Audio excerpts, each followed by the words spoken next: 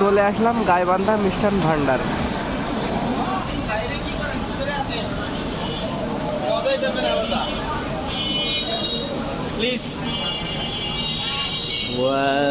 বিভিন্ন ধরনের মিষ্টি আছে। আজকে মিষ্টি খাওয়া হবে 5 রকম করে এক একজন। আর এখানে কেক আছে। এখানে এত কেক থাকলেও কিন্তু সিমি আপুর কেক নেই, জাকির ভাইয়ের কেকও নেই।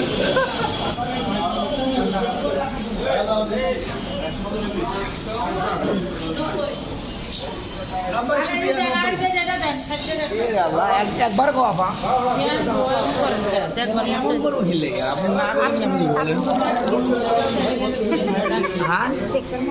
আমি তো আসি আর তখন আসবে আপনার।